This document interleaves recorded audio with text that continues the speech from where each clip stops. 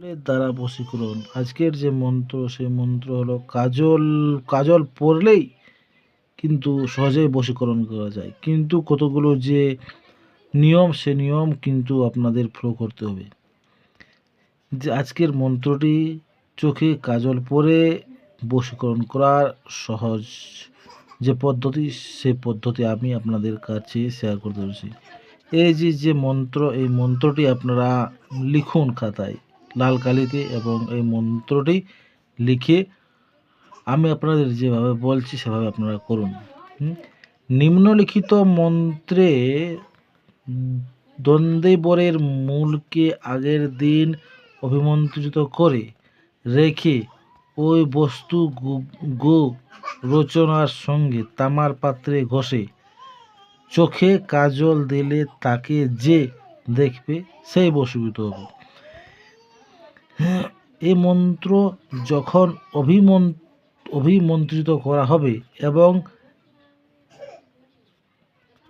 ওই বস্তুর গোচরণের সঙ্গে তামার পাত্রের ঘষে চোখে কাজল দিতে হবে, তাহলে কি হবে, যে তাকে দেখবে সেই সহজেই মোহিত বা বশীভূত হবে।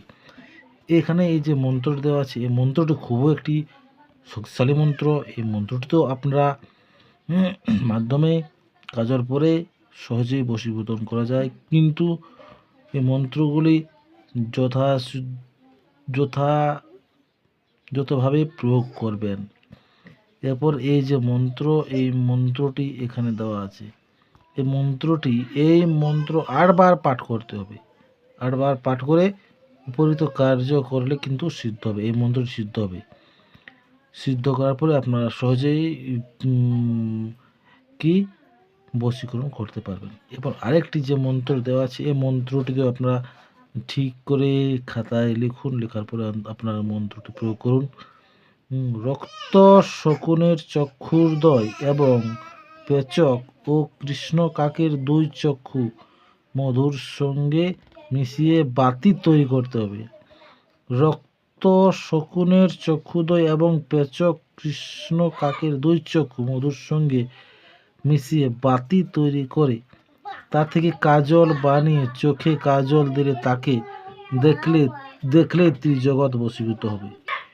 এই ধরনের ভিডিও পেতে আমাদের চ্যানেলটি সাবস্ক্রাইব করে আমাদের পাশে থাকবেন, আর যথাসম্ভব ভিডিওটি বন্ধু বান্ধবদের কাছে শেয়ার করবেন। ধন্যবাদ।